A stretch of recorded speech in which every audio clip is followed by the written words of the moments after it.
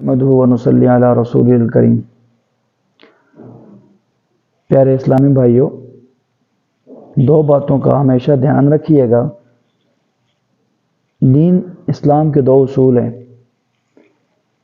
شیخ الاسلام ابن تیمیہ رحمہ اللہ بھی فرمایا کرتے تھے، دین اور اسلام کے دو اصول ہیں۔ پہلے یہ ہے کہ جب عقیدہ توحید ہو تو اس کے اندر توحید کا ہونا ضروری ہے، یعنی وحدانیت للہ، اور اعمال کے اندر اتباع رسول صلی اللہ علیہ وسلم ہونی ضروری ہے۔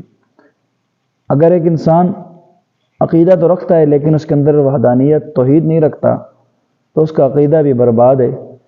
اسی طرح وہ اعمال کرتا ہے، پہاڑوں کے برابر کرتا ہے، صبح و شام عبادات ریاضات میں لگا رہتا ہے، لیکن اپنی مرضی کی ایجاد کردہ ذہنی خواہشات کے مطابق دین اتباع اس کے اندر نہیں ہے، یعنی اتباع رسول صلی اللہ علیہ وسلم نہیں ہے، تو فرمایا کہ اس کا کوئی عمل قابل قبول نہیں۔ لہٰذا ان دو باتوں کا ضروری خیال رکھیے گا۔ جزاک اللہ۔